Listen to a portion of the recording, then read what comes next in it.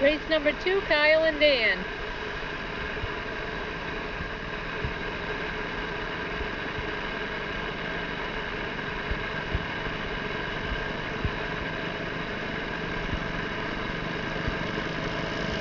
Dan looks like he's having trouble with something.